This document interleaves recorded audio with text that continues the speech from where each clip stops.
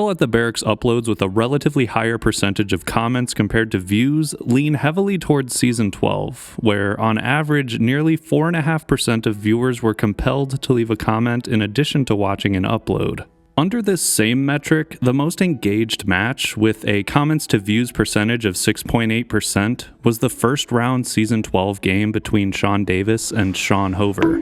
At least in this case, the 2,000 plus comments compared to the 377,000 views in the Davis v. Hover battle did not translate to a favorable approval rating. To give a sense of how hated this video is, not only does the Sean vs. Sean upload rank first for the most dislikes in one video with 14,000 thumbs down and the lowest approval rating at only 40%, even more significant is that the dislike ratio of this battle makes up over 20% of the historically accumulated 70,000 dislikes that have been smashed throughout all 413 battles. A 40% disapproval rating is an eyebrow-raising metric in this case, because the average approval rating across all uploads is over 98%. For some additional context, Burberry Aries' battle against Sunny Suljic in Season 12 is the second most disliked battle ever, with 2,500 thumbs down, but that only accounts for less than 4% of all dislikes total.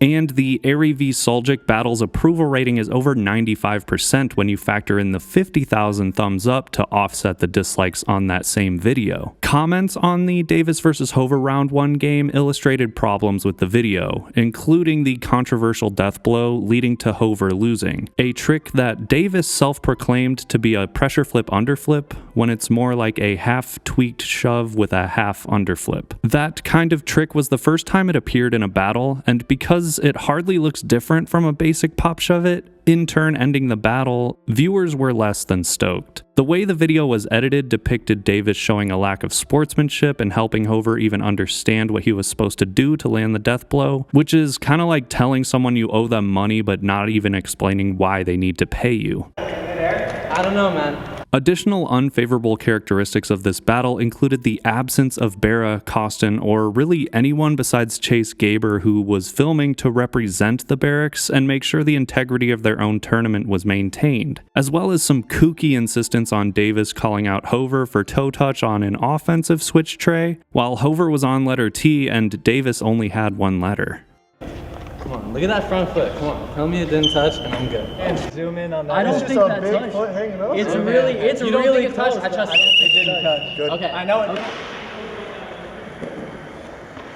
it. All of these elements combined in one edit, followed by the decision for Berra to greenlight uploading this disaster, is what led to the Davis v. Hover battle going down as the most hated to ever find its way on the Barracks YouTube channel. The abysmal performance of this upload didn't go unnoticed by the Barracks either, who temporarily turned off comments on the video before turning them back on. And 1 week after the Davis v. Hover battle upload, Steve Berra achieved his longest monologue to date, clocking in a total of 5 minutes 4 seconds worth of filler time in the tournament's first ever rematch battle. By filler time, we're talking about the total amount of time in a video outside of the Rochambeau taking place, as well as any time before the first trick was popped and the last unsuccessful try on the death blow was attempted.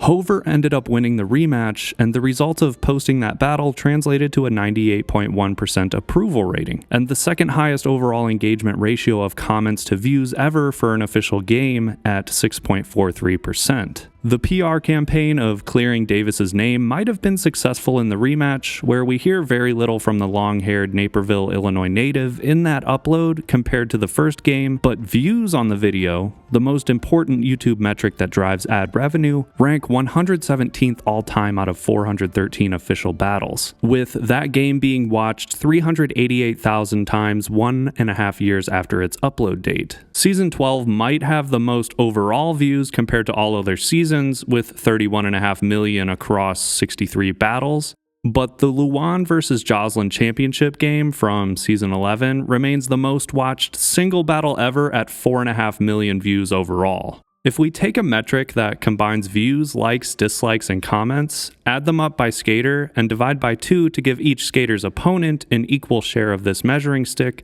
the overwhelming contributor to the VLDC stat is Luan Oliveira, with an overall VLDC total of 14.9 million. Chris Joslin and Cody Cepeda round out the top 3 in that same ranking, but are heavily trailing Luan, with Joslin in second at 7.8 million and Cepeda at just under 6.5 million. The sheer dominance of Luan being nearly double that of second place Joslin's VLDC is a persuasive metric that suggests the Berrics will want to do what they can to keep Oliveira in season 13.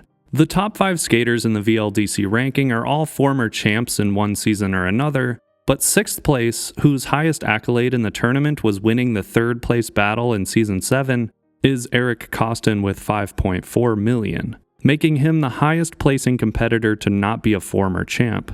Another interesting stat to note about Kostin is that, unlike most skaters on this list, Eric has contributed most of the VLDC volume from losing battles instead of winning, and he's actually won nearly 60% of the 24 battles in which he's competed. Over 70% of the views from Kostin's losses were split nearly evenly between his finals night match against Luan in Season 7 and the Season 11 opening battle against Malto. Kostin might rank highest in VLDC without ever being a former champ, but there's someone who is able to crack the top 25 without ever winning a battle in only 2 appearances, generating a total VLDC metric of over 1.46 million, and that person is Johnny Geiger, ranking 24th overall, and both of his appearances started and ended in round 1 versus P-Rod in Season 7 and Jamie Gryffindor in Season 12. Using the same parameters as Kostin, the skater with the highest loss-to-win ratio contributing to their VLDC metric, but who's won at least one battle, is Andrew Reynolds, with 96% of his contribution to views, likes, dislikes, and comments coming from his 2 losses, mainly from when he lost to Cyril Jackson in Season 8. Reynolds did win one round all the way back in Season 1 against Daniel Castillo, but that ancient upload ranks 338th out of 413 in terms of total VLDC. The least viewed official battle you can find online today depends on how you measure the data. Tom Asta and Paul Rodriguez battled in Season 5 Round 2, but for whatever reason, a video of that game doesn't exist on YouTube. You can find that match on Vimeo, but it only has a little more than 1,500 views, which is easily the least viewed video ever. If you only count videos that live on the Berrics YouTube channel, then there are 4 videos with less than 10,000 views. As you've probably already guessed, these barely viewed uploads come from old seasons back when the Berrics already earned most views from their website, pre-YouTube. P-Rod vs. Danny Garcia in Season 2 Round 3 only has 9,600 views, and that upload is weird in general, with Berra and Kostin appearing as inanimate papier-mâché statues at Rob Dyrdek's Fantasy Factory. Chris Cole and Johnny Layton in Season 3 Round 2 has only 9,500 views, and only 2 matches later, PJ and Benny Fairfax's Season 3 Round 2 battle could only muster 8,300 views 9 years after its upload date. But the least viewed official battle on YouTube, with only 7,900 views, is Josiah Gatlin vs. Cesar Fernandez in Season 2 Round 2.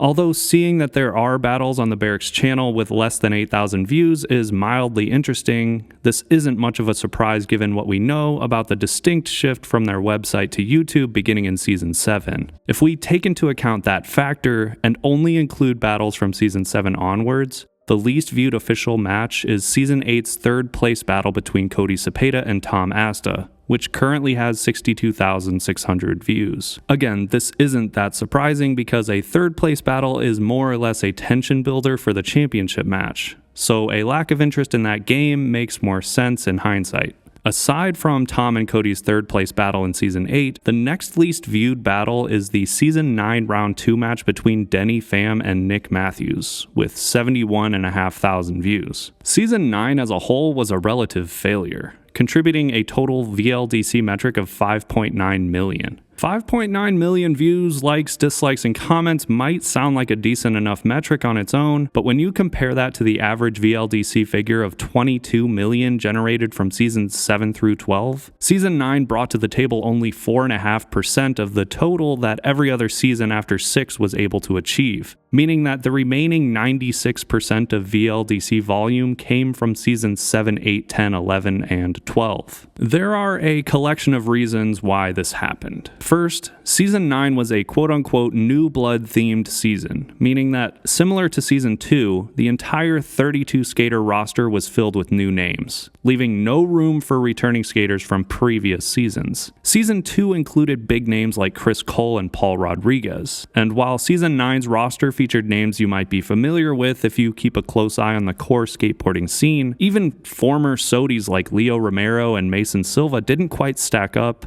at least flat ground-wise, against the prestige of Season 2. Most, if not all, of Season 9's skaters were still pros, but on paper, the flat ground trick difficulty was the lowest of any other season ever. You can pick nearly any tangible factor that measures difficulty of a battle, and Season 9 ranks easiest overall, or ranks high in that category. Take the average match trick consistency needed to win, for instance. Throughout all seasons, the tricks you need to land in order to come out as the winner of a given battle has to be 76.34% successful on average, meaning that you're statistically going to lose a match unless you can set and defend maneuvers that are landed less frequently than 7.6 times out of 10. Season 9's average trick consistency needed to win was nearly 2.5% higher than the aforementioned average, with the success rate needing to be about 78.67% that season for a skater to progress. When you compare that to Season 7's 73.24% average consistency, it's not that earth-shattering to find out that the circus tricks from the Cepedas and the Shanes of the Pros vs. Joes tournament could have played a significant role in how successful that season was from a YouTube analytics standpoint at least. Average match length, aka the number of turns in a battle, across all 12 seasons is a little over 54. And aside from the relatively low 43 turns per match on average way back in both seasons 1 and 2, season 9's 47 turns per match average is the only other season where that metric is under 50. A third tangible metric you can use to measure a match's level of competitiveness is the margin of victory. Closer games are always more exciting than skunk blowouts, so seasons with a smaller average margin of victory suggest that most of the matches are more competitive. The closest matches by density were actually back in Season 1, where skaters who won a battle tended to do so by 2.3 letters on average, which is about 0.7 below the historical average. Season 9 has the second highest average margin of victory at 3.22, but I'll admit I was surprised to see that Season 6 is number 1 at 3.6. Less well-known skaters, relatively less impressive flat ground, as well as shorter and less competitive matches in general are a few reasons to argue why Season 9 fell flat, but there is perhaps another even more important reason.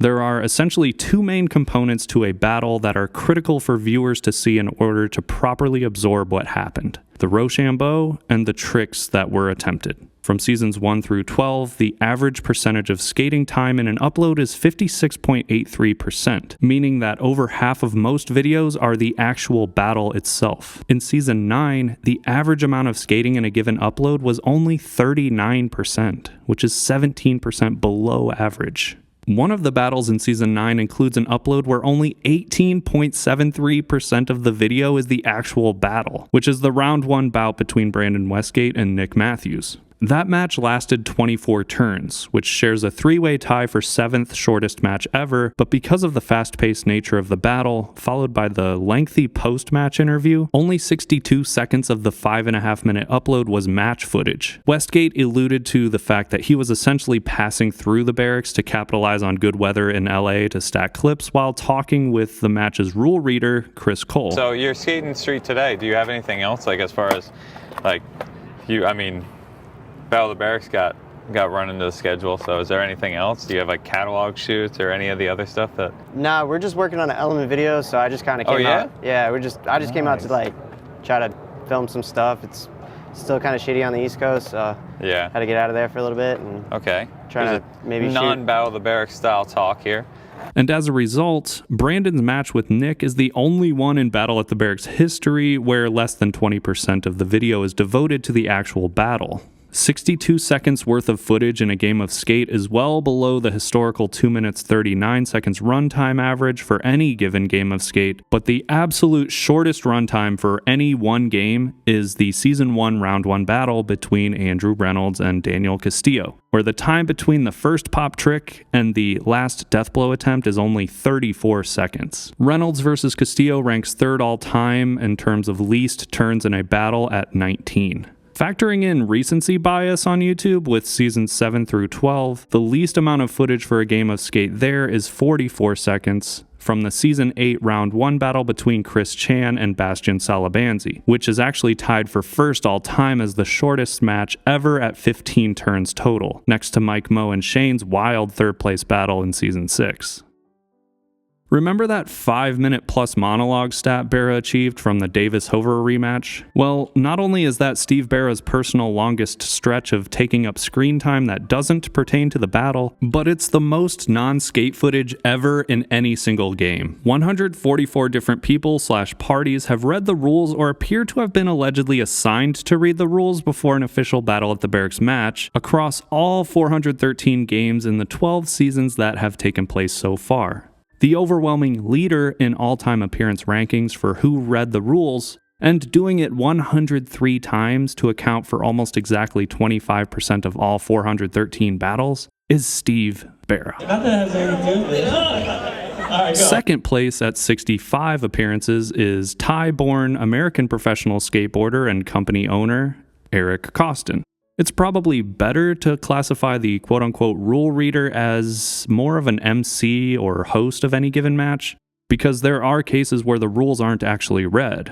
But the person who's seemingly assigned to read the rules generally declares the winner and makes sure the battle starts and finishes without a hitch. For example, the person who rounds out third place for most times hosting a game with 13 appearances is skate contest judge and 9 Club co-host Kelly Hart. 6 of the 13 times Kelly has read the rules were in Season 9, and while he was the match host, the first trick was popped on average 30 seconds into the video, which is ideal for viewers, but it's nearly twice as fast as the average 1 minute 4 seconds it takes to get through the godforsaken rules that aren't even followed correctly anyway. The quickest time Kelly was able to get a game started was the Season 9 Round 3 match between Mickey Papa and Aramis Hudson, which happened within 19 seconds. That was Kelly Hart's last time reading the rules in Season 9, and Berra clearly did not appreciate the shortcuts to get the match started, as evidenced by Kelly's broken nose when he reappeared to read the rules in Season 11. But in all seriousness, Berra's status as the most frequent rule reader does make him the owner of the most time spent in front of the camera before the Rochambeau takes place, at nearly 2 hours. But to be fair to Steve, he actually ranks 24th overall on average time spent before the Rochambeau starts, at 1 minute 7 seconds. And even though he ranks 24th, there's a total of 28 different people who take longer than Berra on average to get through the rules and start the Rochambeau. The longest time it ever took for a Rochambeau to start was Berra during the Sean vs. Sean reputation cleanup match at 3 minutes 34 seconds, but that's actually not typical for Steve per the data. And instead, the longest time it took to read the rules was the first round in Season 12 between Shrimp Daddy and Eric Bragg, which took almost 3 full minutes before Shrimp popped his board and missed a kickflip.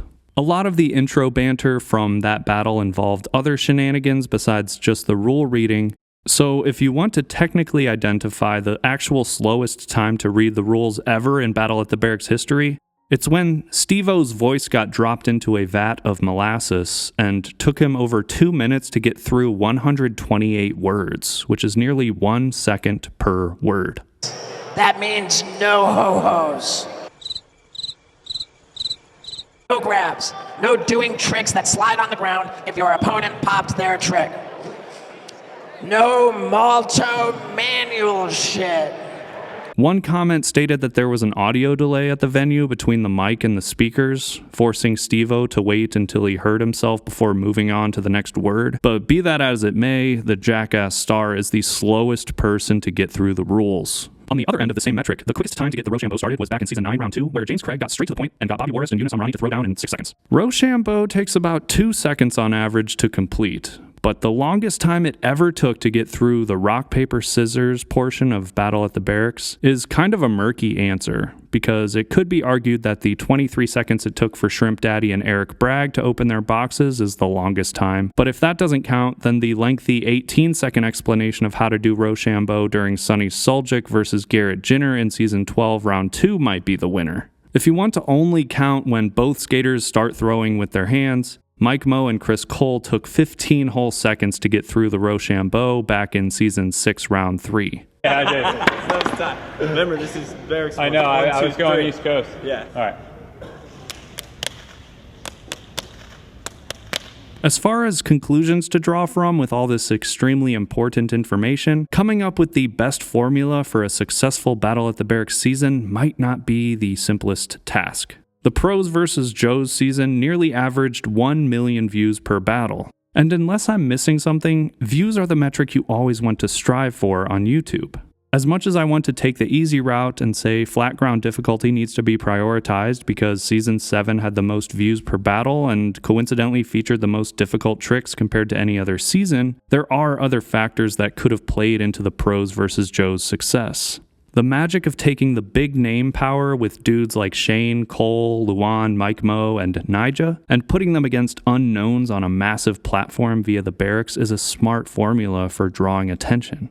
I can only guess that Season 8 from 2015 was some type of voter-based season that brought in whatever pro names were polled the highest, but that season ranks second to last post-YouTube era with 19.3 million views. Season 8 didn't do too bad, being only a couple million views behind Season 10 and 4 million views behind Season 11, so apart from the atrocious figures produced by Season 9 that we've already analyzed, it could be argued that every post-YouTube era season except for 9 and 12 are decent sources of reference as Battle at the Barracks 13 looms ahead of us. Even with all this information, it would be risky to say that all the Barracks needs to do to have a historically successful Battle at the Barracks 13 is... It would be risky to say that all the Barracks needs to do to have a successful Season 13 is copy their Pros vs. Joe formula from Season 7. Given what we know about the low percentage of skating per video, relatively unimpressive flat ground compared to other seasons that were rampant in the 9th installment, as well as uncompetitive battles from that same season, perhaps it's better to use Season 9 as a reference of what not to do in future tournaments. I'm guessing the Barracks already knows this, considering nothing like the Season 9 format has appeared again, but Season 12, as we've all painfully experienced, was another lesson of how not to host a tournament. Battle at the Barracks 12 taking over a year has been discussed ad nauseum, as well as the lack of confirming guests before making PSAs on them being invited to your tournament. But one thing that might not have been stressed is how to prep the bracket so that the tournament is exciting. Season 12's bracket had 4 groups of skaters, a setup by the Barracks that ironically siloed each group off from one another in a tournament whose theme is community. Isolating each quadrant of skaters turned the influencers group into a children's program of uncompetitive battles, and the icons goofed off with each other. I'd venture to guess that if Mike Moe was matched up against an influencer in round 1 instead of Costin, we would have seen things a little differently than the cab flip attempt repetition buffoonery. Or if Chris Roberts was up against Burberry Airy instead of Kelly Hart, Krob might have willed himself to land a pop shove it. So yeah, while it's great we got an awesome Nyjah versus P-Rod battle in round 1, that was honestly one of the only genuinely exciting aspects of the 12th season. In closing, the Scrub versus Legend formula beginning in round 1 would be my key suggestion for the Barracks as they hopefully get closer to a Battle at the Barracks 13.